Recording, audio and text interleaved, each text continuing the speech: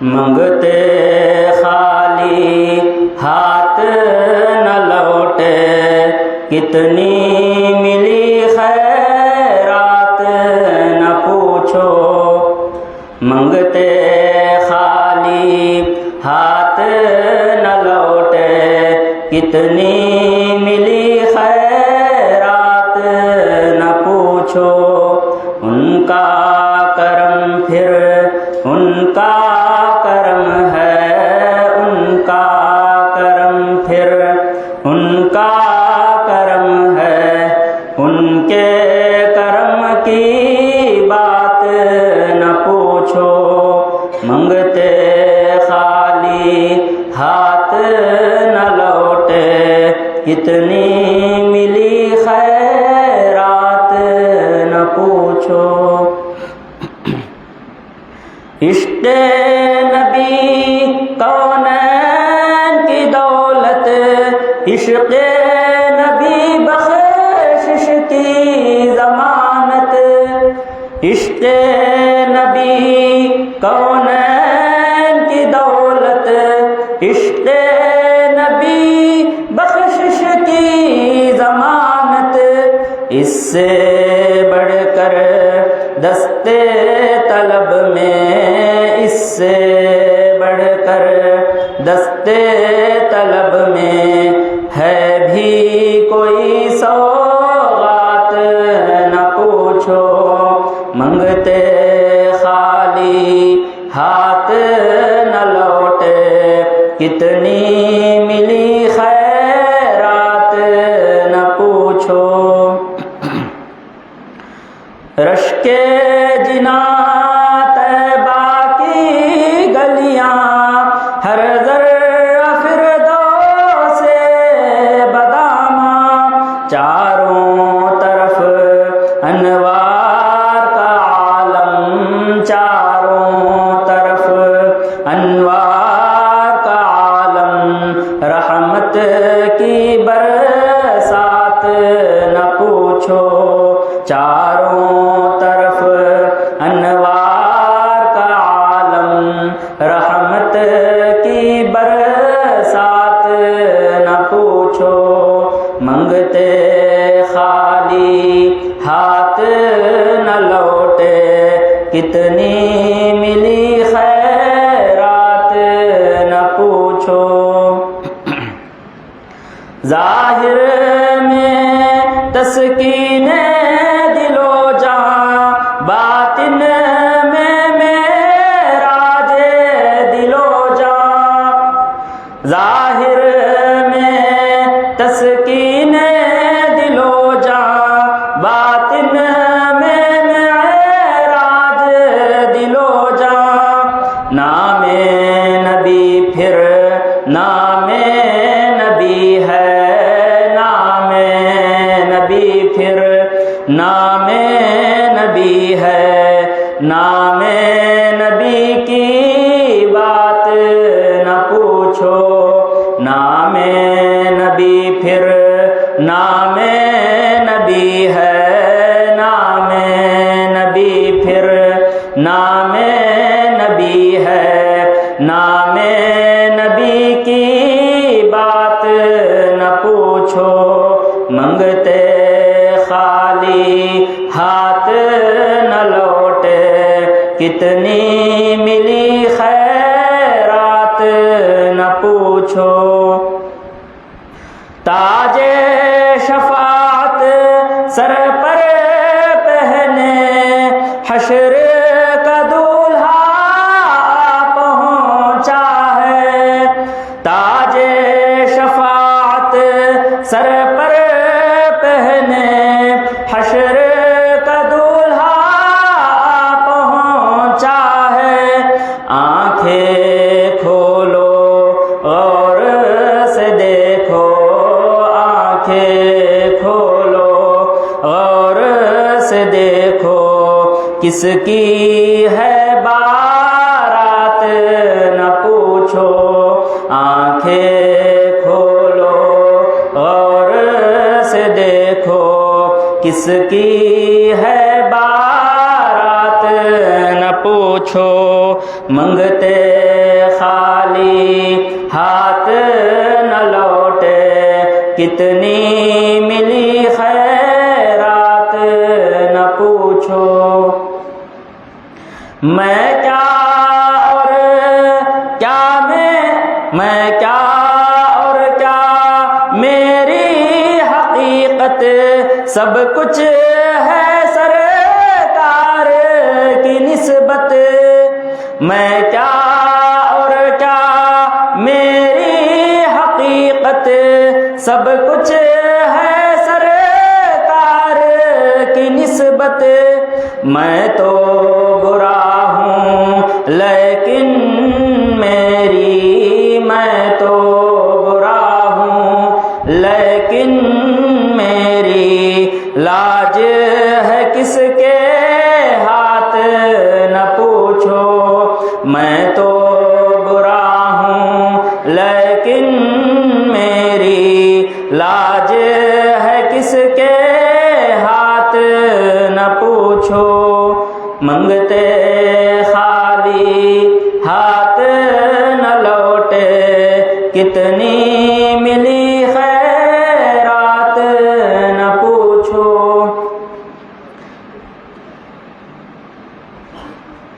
خالد میں صرف اتنا کہوں گا، جاگ اٹھا عشقوں کا مقدر۔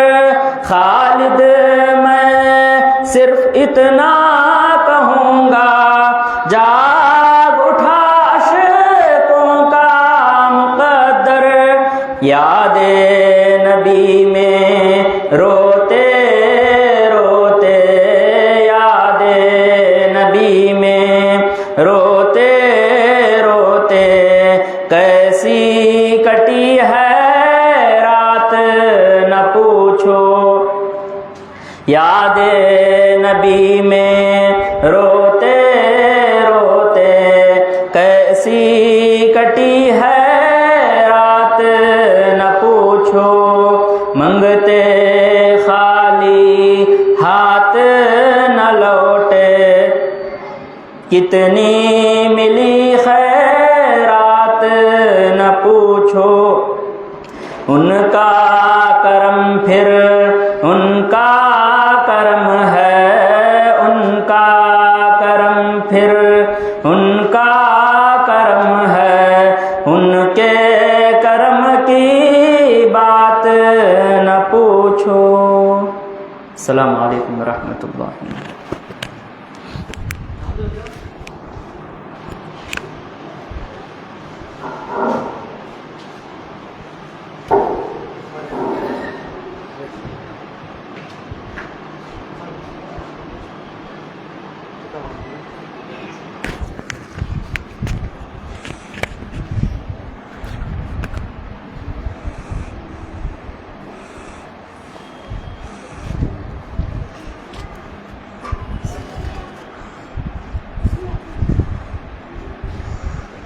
السلام علیکم ورحمۃ اللہ وبرکاتہ۔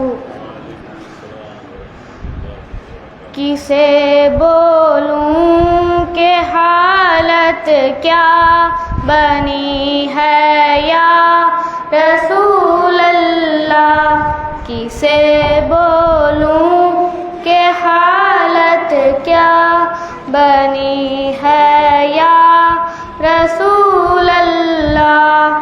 ہر ایک ساعت میری اب کچھ نہیں ہے یا رسول اللہ، ہر ایک ساعت میری اب کچھ نہیں ہے یا رسول اللہ۔ کسی سے بات کرنا کیا، کسی کے ساتھ رہنا کیا، کسی سے بات کرنا کیا، کسی کے ساتھ رہنا کیا، تمہیں سے رات دن اب لو لگی ہے یا رسول اللہ، تمہیں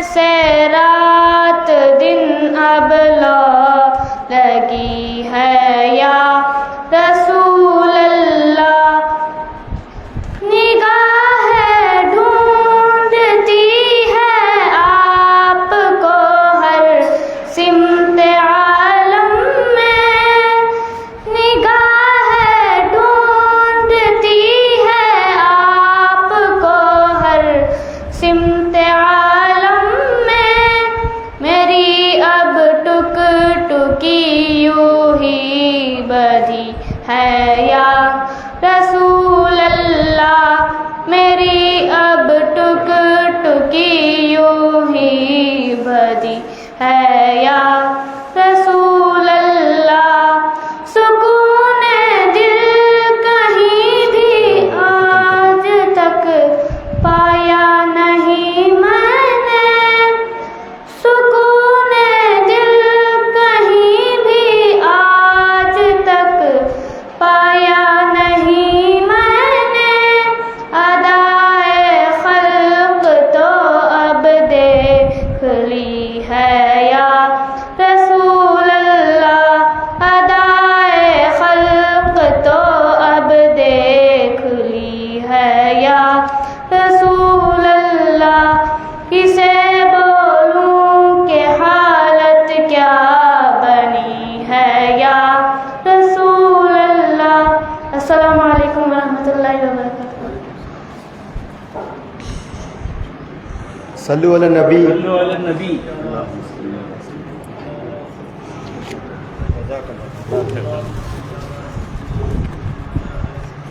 नारे तकबीर। सल्लु अला नबी।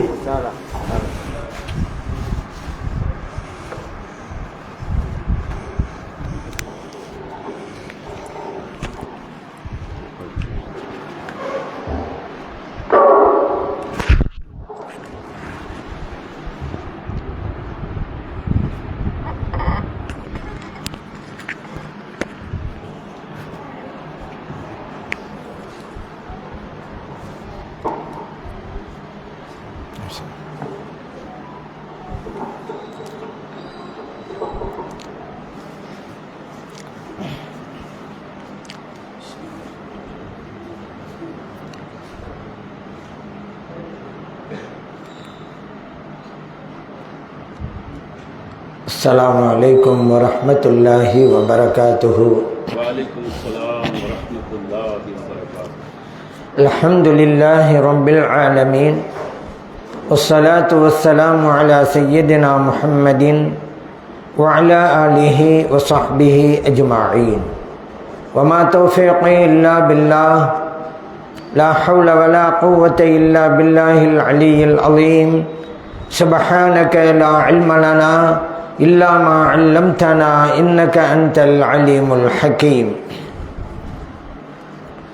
புனிதம் நிறைந்த இந்த மீலாது நபி பெருவிழாவின் தொடர் சொற்பொழிவு நிகழ்வின் தகுதிமிக்க தலைவர் மரியாதைக்குரிய ஹலரத் பெருந்தகை அவர்களே, இங்கே வருகை புரிந்து இந்நிகழ்வை சிறப்பித்து கொண்டிருக்கக்கூடிய கண்ணியத்திற்குரிய உலமா பெருமக்களே, அன்பார்ந்த பெரியோர்களே, இளைஞர்களே, சிறார்களே, தாய்மார்களே, சகோதரிகளே,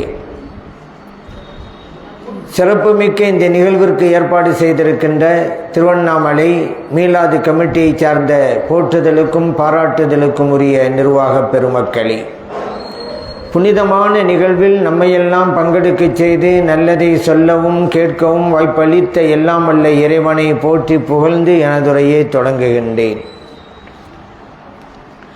மன்னிப்பின் சிகரம் மன்னர் நபி ஸல்லல்லாஹு அலைஹி வஸல்லம் என்கின்ற தலைப்பின் கீழ் ஒரு சில கருத்துக்களை உங்களுக்கு மத்தியிலே பரிமாறிக்கொள்ளலாம் என்று விளைகின்றேன்.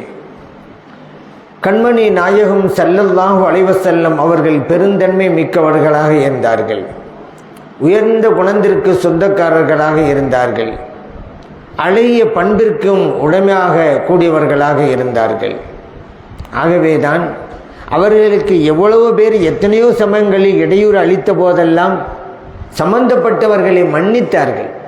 எந்த ஒரு இடையூறும் அவர்கள் கொடுத்ததில்லை. மற்றவர்களுக்கு பழிக்கு பழி என்றும் அவர்கள் செய்ததில்லை.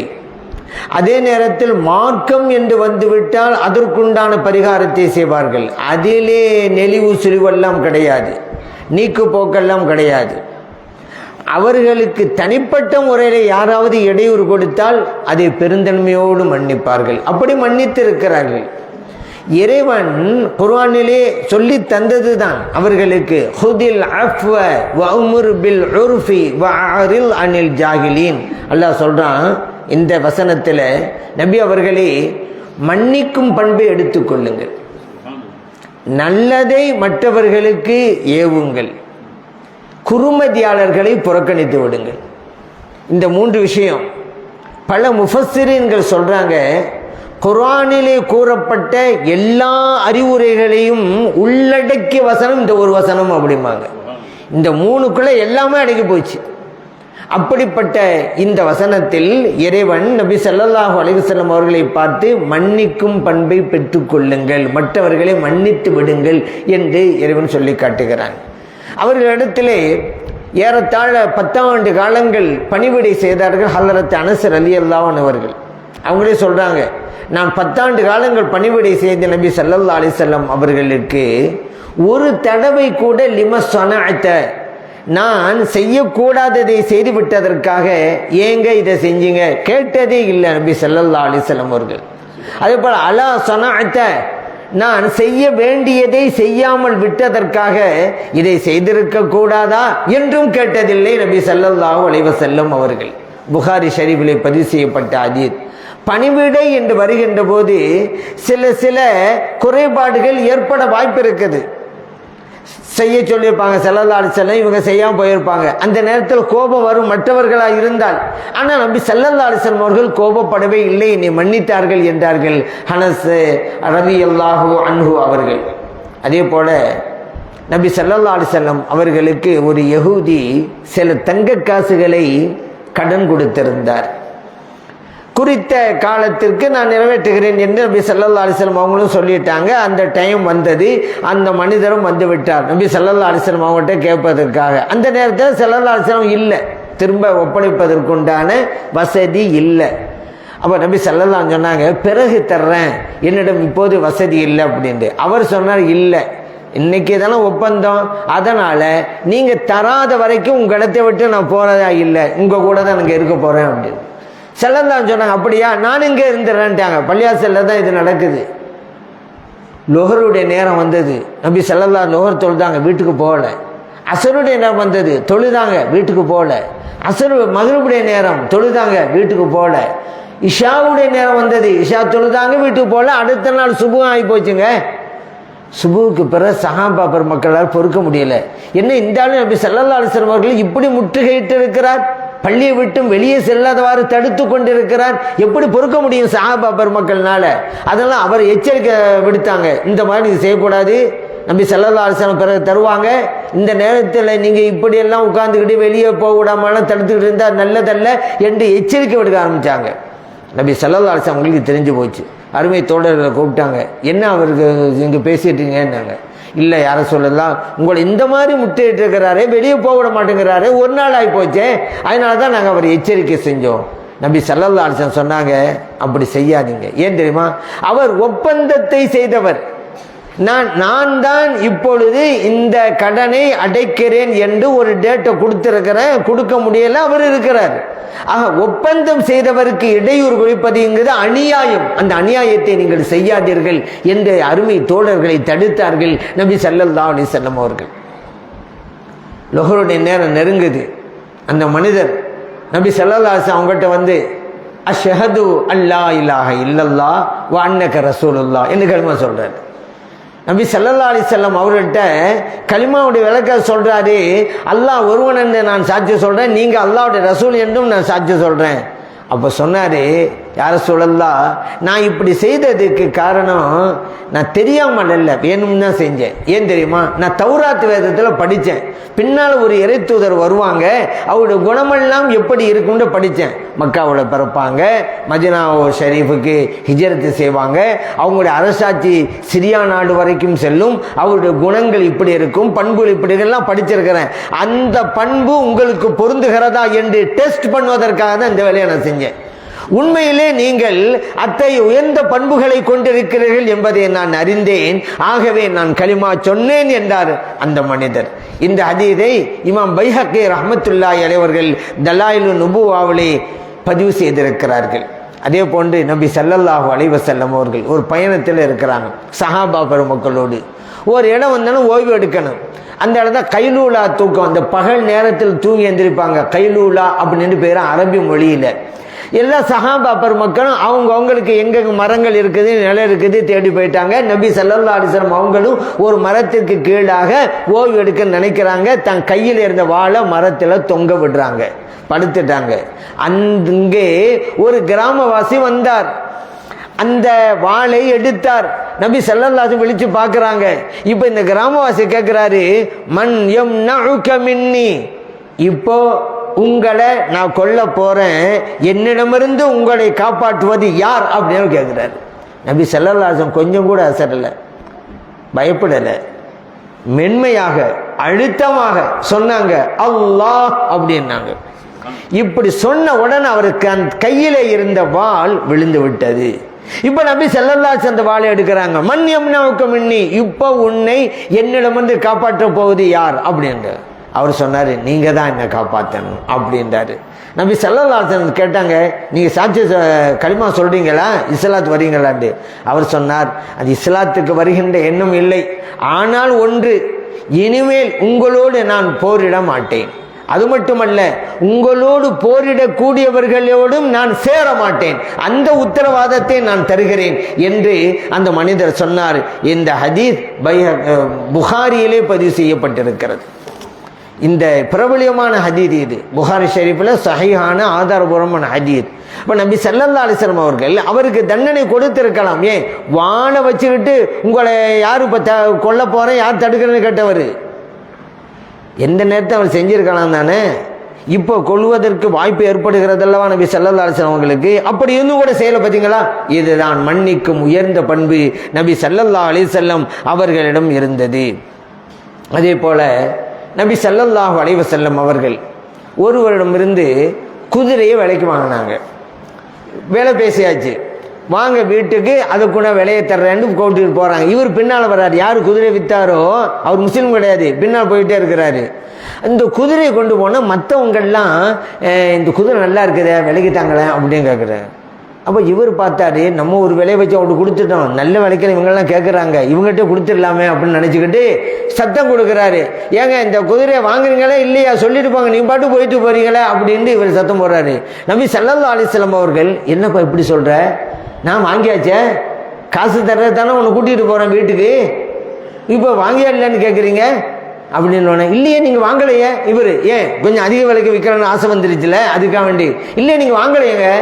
ஏன் வாங்கினேன், சில வாங்கிட்டேன், காசு தர்றதுக்கு தான் இப்போ வீட்டுக்கு ஒன்று கூட்டிகிட்டு போயிருக்கிறேன். இவர் சொன்னார் இல்லைன்னு. இப்போ நடக்கும் பொழுது அந்த மனிதர் கேட்குறாரு, ஹலும ஷஹீதன், நான் உங்களை வித்துட்டேங்கிறீங்கல்ல, சாட்சி கொண்டாங்க, நான் ஒப்புக்கொள்கிறேன். ஆனால் இந்த ரெண்டு பேருக்கும் ஒப்பந்தம் நடந்த போது அங்கே யாரும் இல்லை, யார் இருந்தால் தானே சாட்சி கொண்டு வர முடியும். அந்த இடத்து கூட்டம் கூடிருச்சுல, இந்த இடத்துல ஹுசைமா ரலியல்லாஹு அன்ஹு இருந்தாங்க. அவங்க சொன்னாங்க, அஷ்ஹது, நான் சாட்சி கூறுகிறேன் யா ரசூலல்லாஹ், இவரிடமிருந்து இந்த குதிரையை நீங்கள் விலைக்கு வாங்கினீர்கள். முடிஞ்சு போச்சு சப்ஜெக்ட். இனி இந்த ஆள்னாலும் மற முடியாது, சாட்சி தானே கேட்டாரு, சாட்சி வந்துருச்சே. ஆனால் உண்மையிலேயே அந்த இடத்துல ஹுசைமா ரலியல்லாஹு அன்ஹு இல்லை, ஆனால் சாட்சி சொல்றாங்க. சரி, விஷயம் முடிஞ்சு போச்சு, வாங்கியாச்சு. இப்போ நபி ஸல்லல்லாஹு அலைஹி வஸல்லம் கேட்டாங்க ஹுசைமா ரலியல்லாஹு அன்ஹு அவங்ககிட்ட, ஏங்க அந்த ஒப்பந்த வியாபார ஒப்பந்தம் நடந்த போது நீங்கள் இல்லையே, அப்படி இருந்தபோது நான் சாட்சி சொல்கிறேன் அப்படின்னு எப்படிங்க சொன்னீங்க? இப்போ நபி ஸல்லல்லாஹு அலைஹி வஸல்லம் அவங்கள பார்த்து ஹுசைமா ரலியல்லாஹு அன்ஹு சொன்னாங்க, யா ரசூலல்லாஹ், நீங்கள் சொல்வதை எல்லாம் உண்மை என்று தானே நான் நம்பி இருக்கிறேன், அதனால் தானே இஸ்லாத்தை ஏற்றிருக்கிறேன்.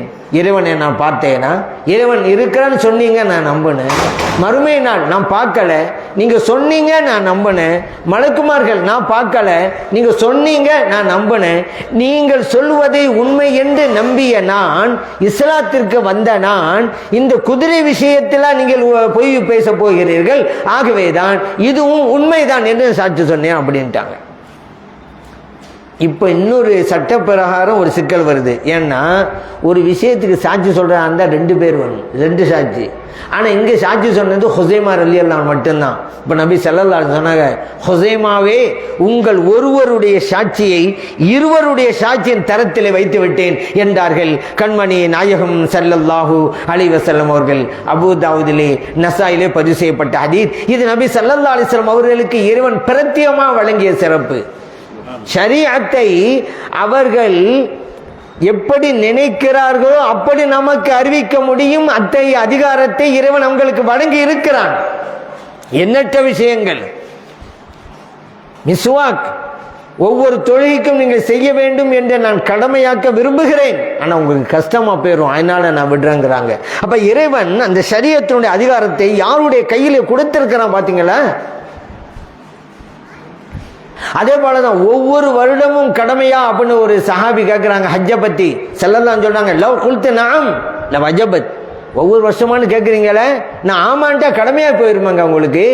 ஆனால் வளமஸ்தாத்து உங்களுக்கு சிரமமாயிருமாங்க, ஒவ்வொரு வருஷம் செய்ய முடியுமா? அதனால அளவுக்கு அதிகமாக கேள்வி கேட்டு சிரமத்தை உங்களுக்கு நீங்களே சுமந்து கொள்ளாதீர்கள் என்றார்கள் நபிகள் நாயகம் ஸல்லல்லாஹு அலைஹி வஸல்லம் அவர்கள். அப்படியானால் ஷரீஅத் யாருடைய கையில் இருக்கிறது? இறைவன் யாருடைய கையில் கொடுத்திருக்கலாம் பார்த்தீங்களா? அந்த மாதிரி இங்கேயும் ஒரு சாட்சி தான். ஆனால் ஸல்லல்லாஹு அலைஹி வஸல்லம் அவர்கள் ஷரீஅத்தின் அதிகாரத்தை பெற்றவர்கள். அதான் சொன்னாங்க, ஹுசைமாவே இந்த உங்களுடைய ஒரு சாட்சியை இருவரின் சாட்சியில் தரத்தில் என வைத்து விட்டேன் என்றார்கள். இது அவர்களுக்கு மட்டுமே உண்டான பிரத்யேகமான பண்பாடு, நம்மிலே யாருக்கும் இது கிடையாது.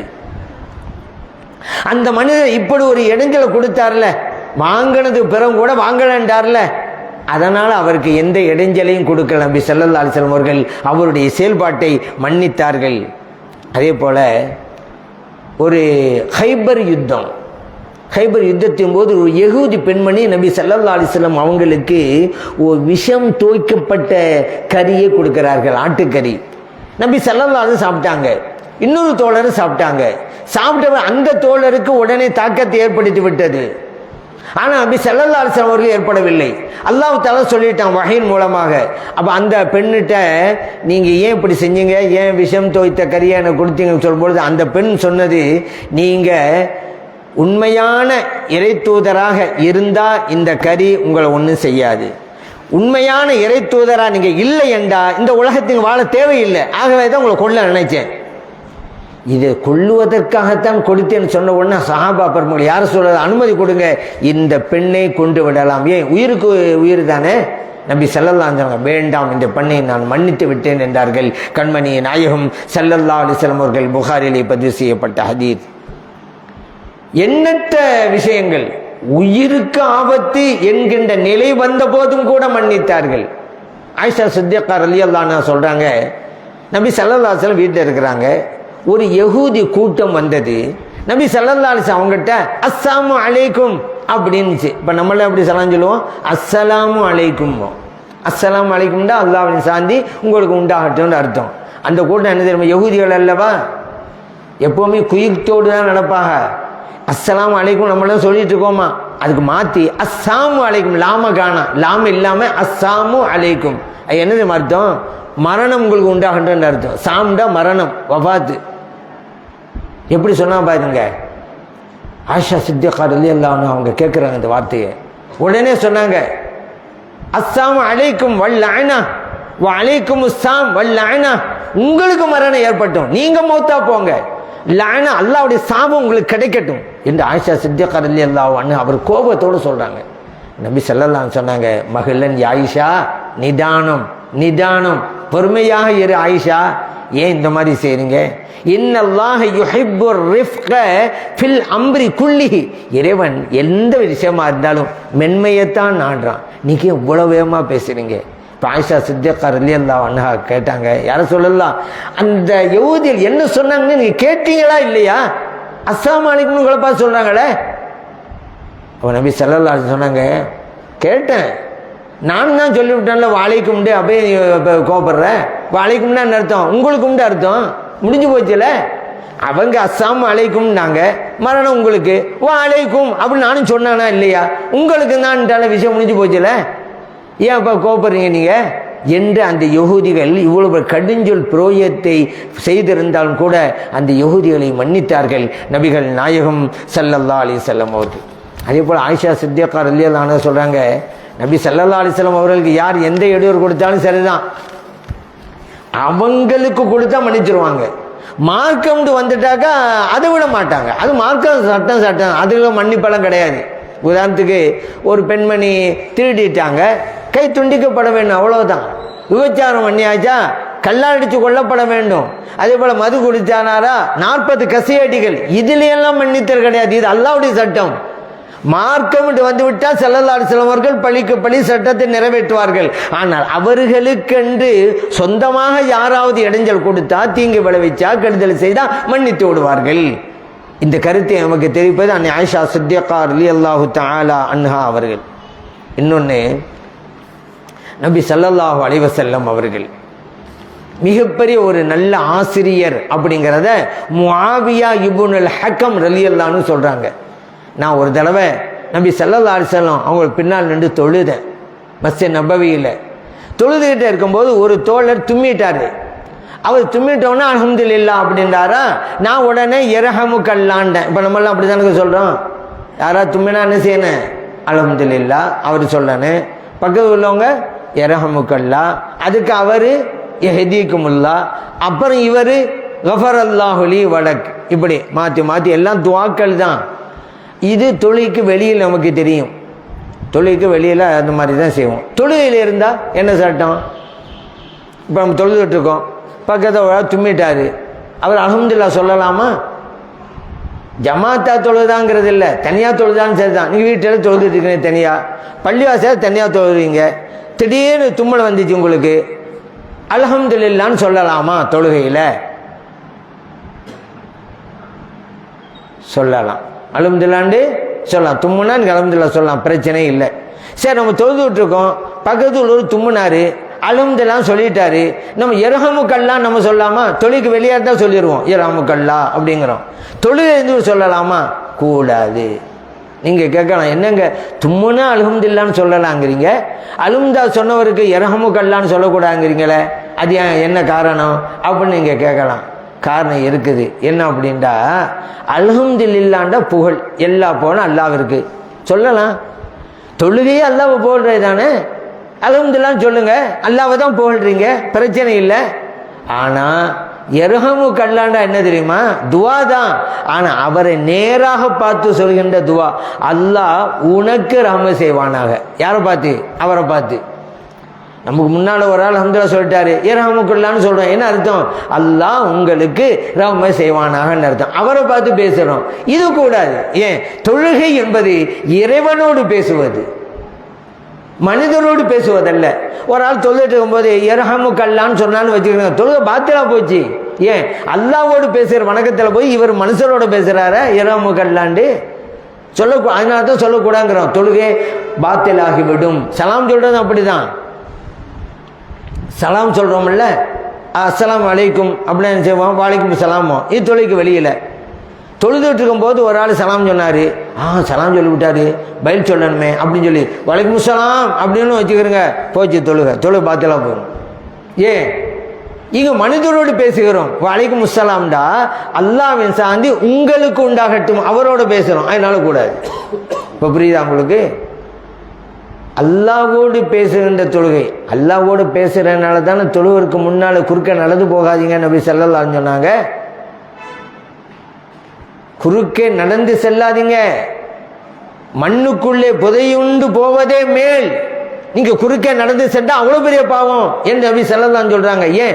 அல்லாஹ்வோடு பேசிக் கொண்டிருக்கிறார் தொழுபவர். அல் முனாஜி அல் முசல்லி யுனாஜி ரப்பஹு தஆலா, தொழுபவர் தன்னை படைத்த ரப்போடு ரகசியம் பேசிக் கொண்டிருக்கிறார் ஸல்லல்லாஹு அலைஹி சொல்றாங்க. அதனால குறுக்க போகாதீங்க, குறுக்க நடந்து போகக்கூடாது. ஏன்? அல்லாஹ்வோட பேசுறாரு. வலைக்கும் முஸ்ஸலாம்டா மனிதரோட பேச ஆரம்பிச்சிடுறாரு. அதனால தான் சலாமுக்கு பதில் சலாம் சொல்லக்கூடாது. நீங்கள் பள்ளியாசலுக்குள்ளே தொழுதுட்டு இருக்கிறீங்க, ஒரு ஆள் பள்ளிக்குள்ளே நுழைகிறாரு, அஸ்ஸலாமு அலைக்கும் சொல்லிக்கிட்டு நுழைகிறான்னு வச்சுக்கிறோங்க, பாய் சலாம் சொல்லிட்டாங்கன்னு சொல்லி வலைக்கும் சலாம் சொன்னால் உங்கள் தொழுக போச்சு. போ தொழுதுகிட்டு இருக்கும்போது சொல்லக்கூடாது, சலாம் சொல்லக்கூடாது, பதில் சலாம் சொல்லக்கூடாது. அதே போல தான் தும்முனா அல்ஹம்துலில்லாஹ் சொல்லலாமா? தொழுகையில் சொல்லலாம். ஏன்? அது அல்லாஹ்வை புகழ்வது, எல்லா புகழும் அல்லாஹ்வுக்கு சொல்லலாம். இரஹமுக்கல்லாஹ் சொல்லலாமா? சொல்லக்கூடாது. ஏன்? அது அவரை பார்த்து பேசுவது, அல்லாஹ் உங்களுக்கு ரஹ்மத் செய்வானா? கூடாது. சரிதானே? இது சட்டம். இந்த முஆவியா இப்னு ஹக்கம் ரலியல்லாஹு சொல்கிறாங்க, நான் தொழுகிட்டு இருந்தேன், பக்கத்தில் உள்ள ஒரு தும்முனாரு, நான் உடனே இரஹமுக்கல்லான்ட்டேன். சஹாபா பெருமக்கள் தொழுகிட்டு தானே இருக்கிறாங்க, என்னை ஓரக்கண்ணால் பார்த்தாங்க. நான் கேட்டேன், ஏங்க எல்லாரும் என்னை பார்க்குறீங்க அப்படின்னு கேட்டேன். இப்போ என்ன ஆகி போச்சு, எல்லாம் கைகளாக தங்களோட தொடைகளை அடித்தார்கள். அப்போ வழங்கிட்டேன், நம்ம அமைதியாக இருக்கணும்னு தான் சொல்ல வர்றாங்க அப்படின்ட்டு அமைதியாகிட்டேன்.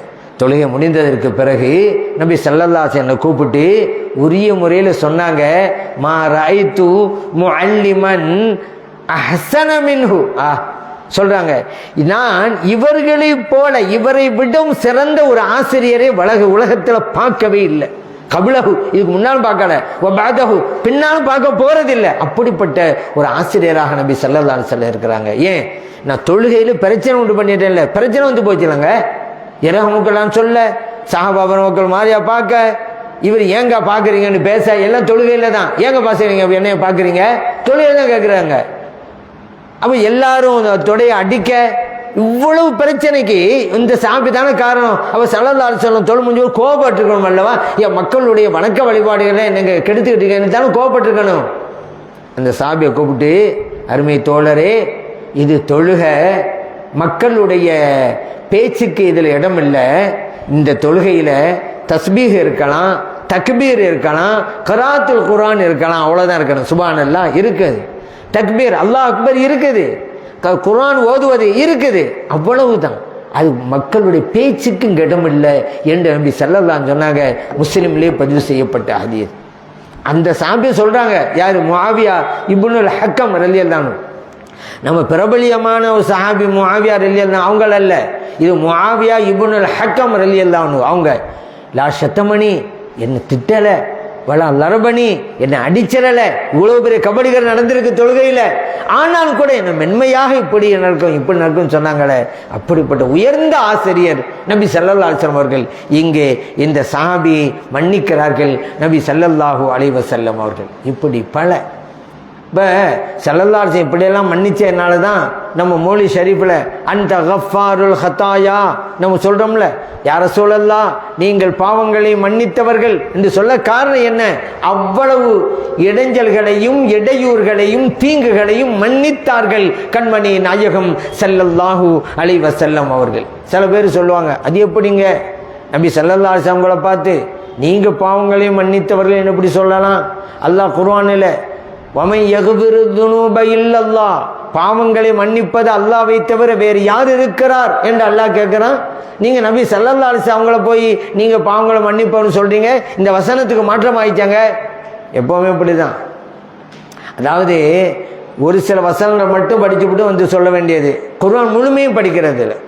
குர்ஆன் முழுமையும் படிச்சிருந்தா மன்னித்தல் என்பது மனிதர்களுக்கு உண்டு, நபி ஸல்லல்லாஹு அலைஹி வஸல்லம் அவங்களுக்கு மட்டுமில்ல எல்லா மனிதர்களுக்கும் உண்டு என்பதை தெரிஞ்சுக்கிறலாம். குர்ஆன்ல படிங்கங்க. நபி ஸல்லல்லாஹு அலைஹி வஸல்லம் அவங்களுக்கு குறிப்பா இருக்குது, ஃபஅஃபு அன்ஹும், அல்லாஹ் சொல்றான், நபி அவர்களை அந்த மக்களை நீங்கள் மன்னியுங்கள் என்கிறான் இறைவன். நபி ஸல்லல்லாஹு அலைஹி வஸல்லம் மன்னித்தார்கள். மன்னித்தவர்களை மன்னித்தவர்கள் என்று தாங்க சொல்லணும். நீங்களாம் உட்கார்ந்துட்டு இருக்கிறீங்க, உட்கார்ந்தவர்களேன்னு தான் சொல்லணும். ஒரு ஆள் நின்றுக்கிட்டு இருக்கிறாரு, நிற்பவரேன்னு தான் சொல்லணும். மன்னித்தார்கள் நபி ஸல்லல்லாஹு அலைஹி வஸல்லம் அவர்கள், மன்னித்தவர்கள் தான் சொல்லணும்.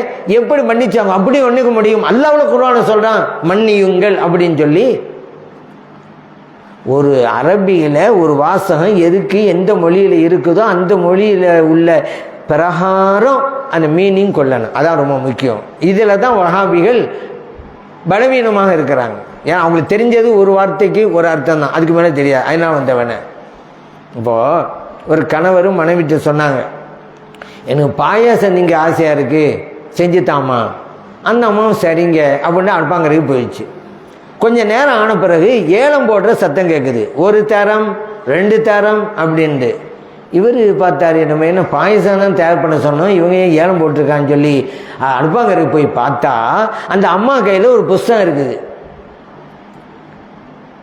சமையல் செய்வது எப்படி, அதான் அந்த புஸ்தகம். அதில் ஒரு பக்கத்தில் பாயாசம் தயாரிக்கும் முறைன்னு போட்டிருக்கு. அதை பார்த்து பார்த்து தான் அந்த அம்மா தயார் பண்ணிக்கிட்டே வருது. இப்போ இன்றைக்கி யூடியூப்பை பார்த்தெல்லாம் தாய்மார்கள் எல்லாம் சமையல் செய்கிறாங்கல்ல, சாப்பிட முடியுமா முடியாதா அது வேறு விஷயம், ஆனால் சமையல் பண்ணுறாங்க. அந்த மாதிரி புஸ்தகத்தை பார்த்தும் தயார் பண்ணாங்க. அந்த குறிப்பில் கீழே எழுதியிருக்குது, குறிப்பு பாயாசம் கொதி வந்த பிறகு ஏலம் போட்டு இறக்கவும் அப்படின்னு இருக்கு.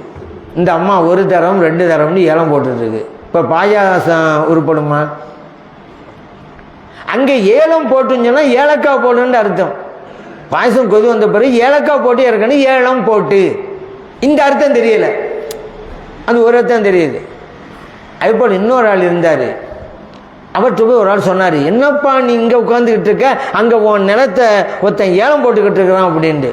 இந்த ஆள் சொன்னா, என்ன நிலத்தை ஏலம் போடுறானா? போடட்டுமே, என் நிலத்தில் எள்ளு போட்டேன் முளைக்கலை, நெல் போட்டேன் முளைக்கலை, சோளமும் போட்டேன் முளைக்கலை, அவன் ஏலம் போட்டால் முளைக்க போகுது போய் அப்படின்ட்டானா. அவன் ஏலம் விட்டானே, அவன் என்ன நினச்சிக்கிட்டான், ஏலக்காய் நினச்சிக்கிட்டான்.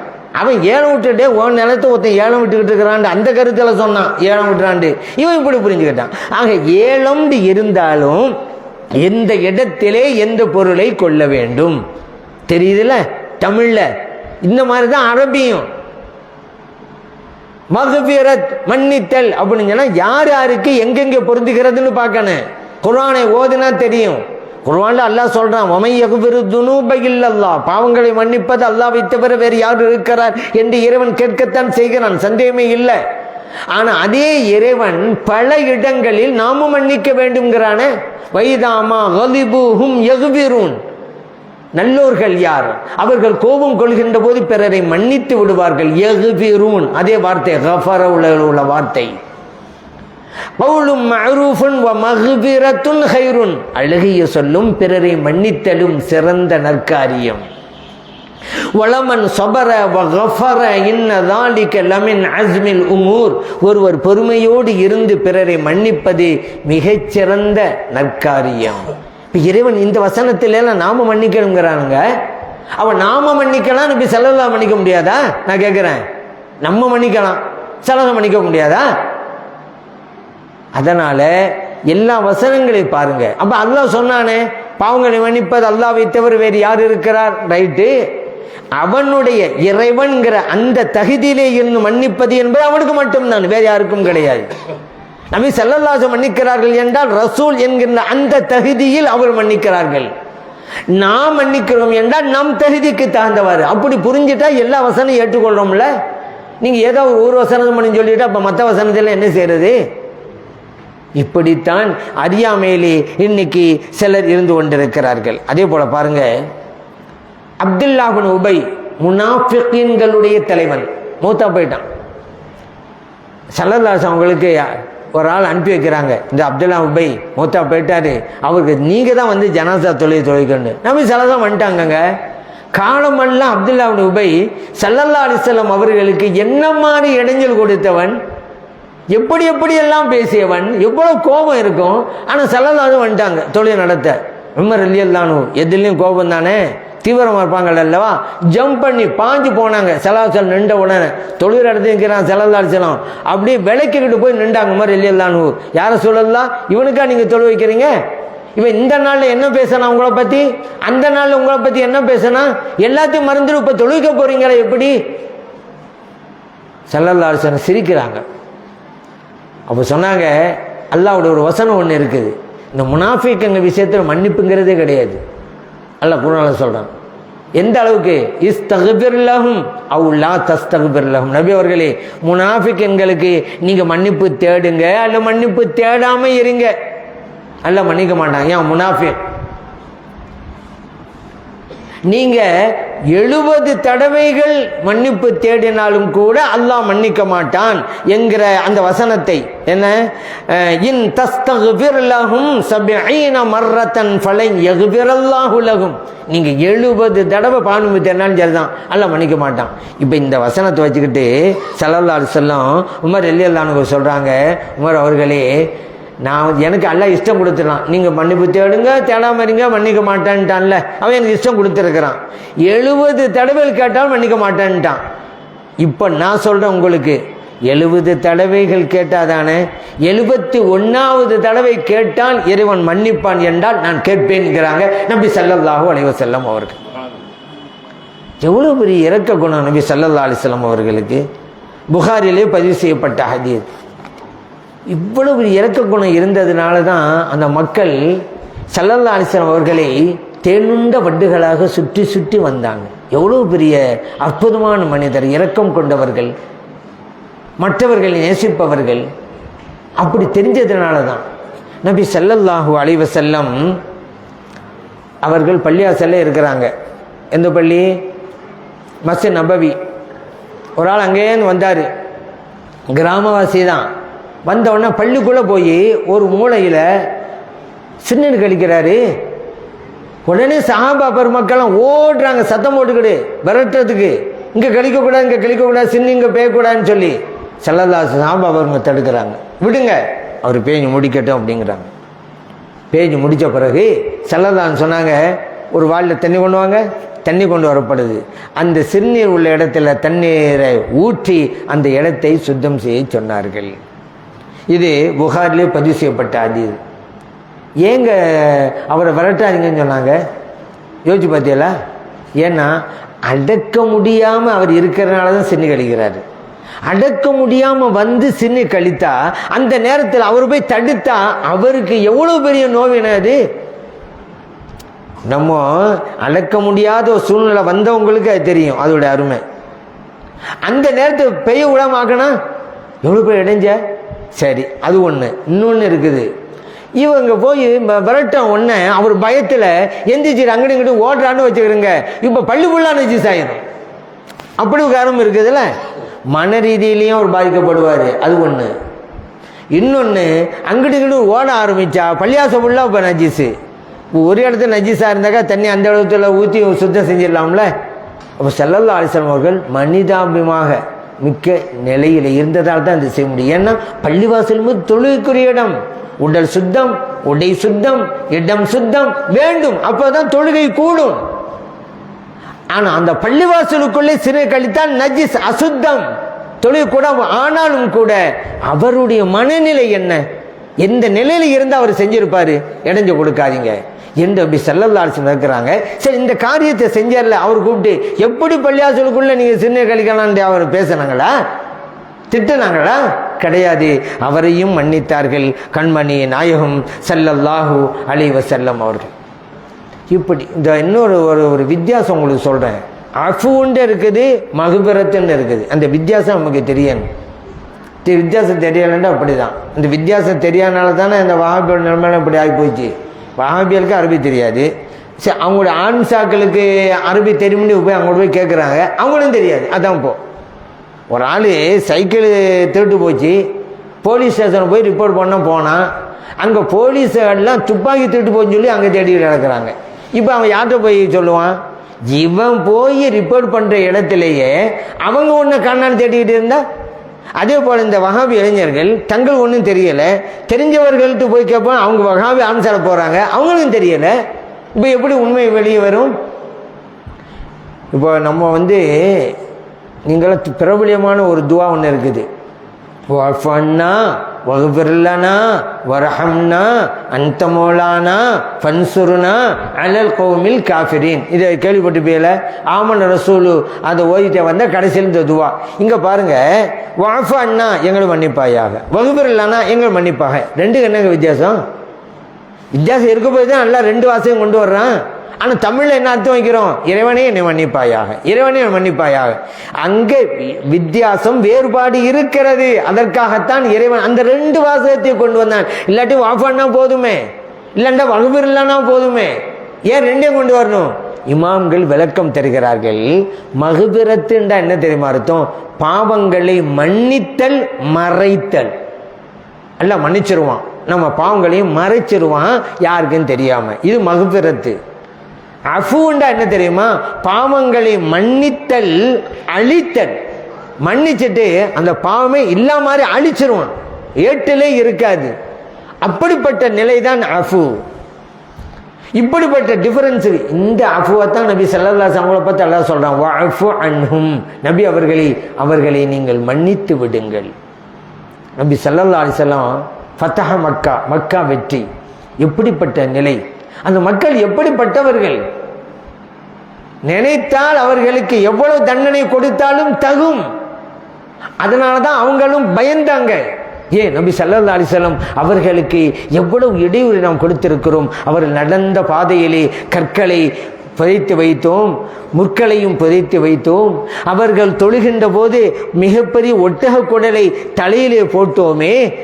அதே போல அவர்கள் பிறந்து வளர்ந்த சொந்த ஊரிலிருந்து விரட்டி அடித்தோமே. மக்காவில் இருந்தாலும் விரட்டி அடித்தாங்க. அன்னதும் மதீனா ஷரீஃப் போனாங்க நபி ஸல்லல்லாஹு அலைஹி வஸல்லம் அவர்கள். இவ்வளவு நினைத்து பார்க்கிறார்கள் அந்த மக்கத்து மக்கள். இவ்வளவு கொடுமைகள் செய்த நமக்கு ஸல்லல்லாஹு அலைஹி வஸல்லம் என்ன பழிவாங்க போறாங்களோ என்று பயந்தாங்க, அஞ்சினாங்க, நடுங்கினாங்க. நபி ஸல்லல்லாஹு அலைஹி சொல்றாங்க, என்னை கண்டு ஏங்க பயப்படுறீங்க? இன்னமா அன இப்னு இம்ராத்தின் கானத்து தஅக்குலுல் கதீர். காய்ந்த மாமிச துண்டை தின்று வளர்ந்த சாதாரண பெண்மணியின் மகன்தான் நான். என்னை கண்டு ஏன் பயப்படுறீங்க? இது ஹபு, நீங்கள்லாம் போங்க, அன்துமுத்துலகா, நீங்கள் அத்தனை பேரும் விடுதலை பெற்றவர்கள் அப்படின்ட்டாங்கல்ல. எப்படி இருக்கும் அந்த சஹாபா பெருமக்கள்? அவங்களும் இஸ்லாத்து வந்துட்டாங்க. சஹாபா பெருமக்கள் ஆச்சரியத்தோ பார்க்குறாங்க. ஸல்லல்லாஹு அலைஹி வஸல்லம் இப்போ இவ்வளவு பெரிய பரந்த மனதுக்கு சொந்தக்காரா இருக்கிறான்னு சொல்லி சஹாபா பெருமக்கள் ஆச்சரியப்படுறாங்க. அந்த மக்கத்து வாசிகளும் ஆச்சரியப்பட்டு போனாங்க. அதனால தான் நம்ம சொல்கிறோம், அந்த கஃபாருல் ஹத்தாயா, யார சொல்லலாம் பாவங்களை நீங்கள் மன்னித்தவர்கள் அப்படின்னு சொல்கிறதுக்கு காரணம் தான். அந்த அன்னைக்கு இன்னொன்று நடந்த சஅத் இப்னு உபாதா ரலியல்லாஹு அன்ஹு மக்கா வெட்டியாக சொல்லியாச்சா. அவங்க சொன்ன வாசம் அல் யோம் யோமுல் மல்ஹமா அப்படின்ட்டாங்க. இன்றைய தினம் யுத்தத்தின் தினம் அப்படின்ட்டாங்க. அப்பாஸ் ரலியல்லாஹு அன்ஹு இதை கேட்குறாங்க. உடனே ஸல்லல்லாஹு அலைஹி வஸல்லம் யார் சொல்லலாம் சஅத் இப்னு உபாதா இந்த மாதிரி சொல்கிறாங்களேன்னு. இப்போ நபி ஸல்லல்லாஹு அலைஹி சொன்னாங்க, இல்லை இல்லை அப்படி அல்ல, அல் யோம் யோமுல் மல்ஹமா அல்ல, அல் யோம் யோமுல் மர்ஹமா அப்படின்னாங்க. இன்னைக்கு அன்பின் சத்தம் வெளிப்படுகின்ற நாள். இன்று யுத்தத்தின் நாள் அல்ல, இன்று அன்பின் சத்தம் வெளிப்படும் நாள் அப்படின்னாங்க. அதனால தான் எல்லோரையும் மன்னிச்சாங்க. அதனால தான் அந்த கஃபாருல் ஹத்தாயான்னு சொல்கிறோம். நபி ஸல்லல்லாஹு அலைஹி வஸல்லம் அவர்கள் பல் ஷஹீதாக்கப்பட்டது உஹது யுத்தத்தில். இன்னும் எத்தனையோ கொடுமைகளை அவ்வளோதெல்லாம் நபி ஸல்லல்லாஹு அலைஹி வஸல்லம் அவர்களை பார்த்து, அருமை தோழர்கள், உதுஉ அலல் முஷ்ரிக்கீன் யா ரசூலல்லாஹ், அந்த முஷ்ரிக்கீன்களுக்கு எதிராக சாபமிடுங்களேன், உங்களுக்கு இப்படிப்பட்ட துன்பங்களை அவர் தந்து கொண்டிருக்கிறார்கள் என்கிறார்கள். ஏன்னா சஹாபா பெருமக்களால் தாங்க முடியவில்லை ஸல்லல்லாஹு அலைஹி வஸல்லம் அவர்களுக்கு இத்தகைய இடையூறுகளை அந்த மக்கள் கொடுத்த போது. அப்போ நபி ஸல்லல்லாஹு அலைஹி வஸல்லம் சொன்னாங்க, இன்னி லம் உபஅத் லஆனன், அருமை தோழர்களே, நான் சாபமிடுவதற்காக அனுப்பி வைக்கப்பட்டேன் இந்த உலகத்திற்கு. இன்னமா புஇஸ்து ரஹ்மத்தன், இந்த உலகத்திற்கு நான் ரஹ்மத்தாக அருட்கொடையாகத்தான் அனுப்பி வைக்கப்பட்டேன் என்றார்கள் கண்மணி நாயகம் ஸல்லல்லாஹு அலைஹி வஸல்லம் அவர்கள். முஸ்லிமிலே பதிவு செய்யப்பட்ட ஹதீஸ். ஆகவே தான் நாம் சொல்கிறோம், அந்த கஃபாருல் ஹத்தாயா, யார சொல்லலாம் நீங்கள் பாவங்களை மன்னித்தவர்கள். இன்னொன்று நீங்கள் விளங்குங்க, நபி ஸல்லல்லாஹு அலைஹி வஸல்லம் அவங்களுக்கு யாரெல்லாம் இடைஞ்ச கொடுத்தாங்களோ அவங்கள ஸல்லல்லாஹு அலைஹி வஸல்லம் மன்னிச்சாங்க. ஒரு பாயிண்ட்டு. சரி, மற்ற மனிதர்கள் செய்கிற பாவங்களையும் ஸல்லல்லாஹு அலைஹி வஸல்லம் மன்னிக்க வேண்டுமா?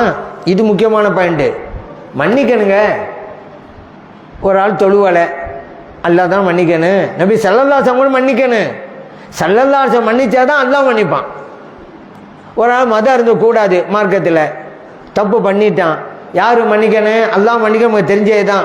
நபி ஸல்லல்லாஹு அலைஹி வஸல்லம் அவங்களும் மன்னிக்கணும். அப்படி மன்னிச்சாதான் அல்லாஹ் மன்னிப்பான். அதுதான் அல்லாஹ் வலவ் அன்னஹும் இல்லலமு அன்ஃபுஸஹும் ஜாஊக ஃபஸ்தக்பருல்லாஹ வஸ்தக்பர லஹுமுர் ரசூலு லவஜதுல்லாஹ தவ்வாபர் ரஹீமா. அல்லாஹ் சொன்னான், ஒரு ஆள் ஒரு தப்பு பண்ணிட்டா அல்லாஹ்ட்ட அவர் பாவம் தேடணும். நபி ஸல்லல்லாஹு அலைஹி வஸல்லம் அவங்களே இவருக்கா பாவம் தேடணும். அப்பதான் அல்லாஹ் மன்னிப்பான். குர்ஆன்ல சொல்லிட்டான். நீங்கள் கேட்கலாம், தொழுகைக்கு ஏன் ஸல்லல்லாஹு அலைஹி வஸல்லம் மன்னிக்கணும்? ஏன் இந்த தவறுகள் செஞ்சால் பாவம் செஞ்சால் ஏன் நபி ஸல்லல்லாஹு அலைஹி வஸல்லம் மன்னிக்கணும் நீங்கள் கேட்கலாம். மன்னிக்கணுங்க. ஏன் தெரியுமா? ஒருவர் இஸ்லாத்து வருகிறார் என்றால் ரெண்டு விஷயத்தை நான் பின்பற்றி நடப்பேன் என்கிறது தான். லா இலாஹ இல்லல்லாஹ் முஹம்மது ரசூலுல்லாஹ் அப்படின்னு அர்த்தம். அல்லாஹ் சொன்ன பாரு நடப்பேன், முஹம்மது ரசூலுல்லாஹி ஸல்லல்லாஹு அலைஹி வஸல்லம் அவங்க சொன்ன பாரு நடப்பேங்கிறது தானே. இப்போ ஒரு ஆள் தொழுகை விட்டுட்டான்னு வைங்க, அல்லாஹ்வுக்கு எதிராக மட்டும் செயல்படுறாரா, இறை தூதர் ஸல்லல்லாஹு அலைஹி வஸல்லம் அவங்களுக்கு எதிராகவும் செயல்படுறாரா? தொழுகை விட்டுட்டான்னு வைங்க, அல்லாஹ்வுக்கு மட்டும் மாறு செய்கிறாரா, அல்லாஹ்வுடைய ரசூல் ஸல்லல்லாஹு அலைஹி வஸல்லம் அவங்களுக்கும் மாறு செய்கிறாரா? நபி ஸல்லல்லாஹு அலைஹி வஸல்லம் அவங்களுக்கு தானே மாறு செய்கிறாரு. ஏன் தொழுங்கன்னு சொன்னது அல்லாஹ் மட்டும் தானே? அல்லாவும் தொழுங்கன்னா நபி ஸல்லல்லாஹு அலைஹி வஸல்லம் தொழுங்கன்னாங்கல்ல. ஒரு ஆள் தொழுவலை, ரெண்டு பேரும் தானே மாறு செய்கிறாரு. விபச்சாரம் செய்யாதே என்று தடுத்தது இறைவன் மட்டும்தானா? இறைத்தூதர் ஸல்லல்லாஹு அலைஹி வஸல்லம் அவங்கள தான் தடுத்தாங்க. ஒரு ஆள் இந்த மோசமான காரியத்தை செய்தால் இறைவனுக்கும் மாறு செய்கிறார், இறைத்தூதர் ஸல்லல்லாஹு அலைஹி வஸல்லம் அவர்களுக்கும் மாறு செய்கிறார். ஆகவே இருவரும் மன்னித்தாக வேண்டும். அதனால தான் அல்லாஹ் சொல்றான் ஃபஅஃபு அன்ஹும், அந்த மக்களை நீங்கள் மன்னித்து விடுங்கள் நபி அவர்களே என்று அல்லாஹு தஆலா சொன்னதுடைய நோக்கம் அதுதான். சில பேர் அவங்களுக்கு சம்மந்தப்பட்டதை தான் மன்னிப்பாங்க, மற்றதெல்லாம் இல்லை அப்படிம்பாங்க. அப்படிலாம் கிடையாதுங்க. இப்படியெல்லாம் நம்ம சொன்னால் சில பேர் என்ன சொல்கிறது, நபி ஸல்லல்லாஹு அலைஹி வஸல்லம் அவர்களுக்கு இந்த பண்பெல்லாம் இருக்குன்னு சொன்னால் அது ஷிர்காகும் அப்படிம்பாங்க. ஷிர்க் என்ன ஷிர்காகும்? அதுதான் நான் சொல்கிறது. இந்த சுன்னத் ஜமாத்துக்காரவங்களையெல்லாம் சில பேர் குர்ஆன் ஹதீஸை வச்சு விவகாரம் பண்ணி பேசுவாங்க. அவங்க திறமை வெளிப்படுத்துவாங்க. ஆனால் சுன்னத் ஜமாத்துக்காரவங்க தங்களுடைய திறமை வெளிப்படுத்திடுவாங்க. எப்படி? ஒரு ஹோட்டலுக்கு ஒரு ஆள் சாப்பிட போனார். ஆட்டில் பல வகையான சமையல்லாம் இருக்கும்ல ஹோட்டலில். இவருக்கு மூளை வேணும், ஒழுங்காக ஆட்டு மூளை அல்ல மூளை இருக்கான்னு கேட்டிருக்கலாம். இவர் திறமை வெளிப்படுத்துகிறானா, சர்வரை கூப்பிட்டு மூளை இருக்கா அப்படின்னாரு. மூளை இருக்கான்னு கேட்குற வேற, மூளை இருக்கான்னு வேற. அப்படின்னா என்ன அர்த்தம்? உனக்கு மூளை இருக்கான்னு அர்த்தமும் இருக்கு, திறமை வெளிப்படுத்துகிறாராம். இதே வெளியே கேட்டிருந்தா சர்வர் கோவப்பட்டிருப்பாரு, அங்கே கோவப்பட முடியாது. ஏன்னா கோவப்பட்டா என்ன செய்யும்? அவர் சொல்லுவார், ஏங்க நான் மூளை இருக்கான்னு தானே கேட்டேன், இருந்தால் இருக்குன்னு சொல்லுங்க, இல்லை இல்லைன்னு சொல்லுங்க, இதுக்கும் கோபுறீங்கன்றவார். சர்வர் அழகாக பதில் சொன்னார். என்ன தெரியுமா? உங்களுக்கு முன்னால் ஒருவர் வந்தார் சார், அவருக்கு மூளை இருந்துச்சு சார், உங்களுக்கு மூளை இல்லை சார் அப்படின்ட்டார் அவர். இவர் எந்த வார்த்தையை வச்சு அவரை மட்டும் தான் நினைச்சாரோ அதே வார்த்தை வச்சு இவர் மட்டும் நினைச்சாரு. இப்படித்தான் வஹாபியர் சில கருத்துக்களை நாங்கள் தான் குர்ஆன் ஹதீஸ் சொல்லி சுன்னத் ஜமாத் மக்கள் யாரும் ஷிர்க் பித்அத் சொல்ல மட்டத்தில் பார்க்குறாங்க. ஆனால் இன்னைக்கு அவர்களே பல ஷிர்க்குகளுக்கும் பித்அத்துகளுக்கும் சொந்தக்காரராக மாறிட்டாங்க. ஆகவே நபி ஸல்லல்லாஹு அலைஹி வஸல்லம் அவர்கள் மன்னிப்பின் சகரமாக திகழ்கிறார்கள். அந்த ஸல்லல்லாஹு அலைஹி வஸல்லம் அவர்கள் நம்மையும் ஏற்றுக்கொண்டு அவர்கள் நம்மையெல்லாம் சொர்க்கத்திற்கு அழைத்து செல்கின்ற நற்பாக்கியத்தை எல்லாம் வல்ல இறைவன் நமது அனைவருக்கும் தந்தல்வானாக. ஆமீன். அல்ஹம்துலில்லாஹி ரப்பில் ஆலமீன். அஸ்ஸலாமு அலைக்கும் வரஹ்மத்துல்லாஹி வபரகாத்துஹு.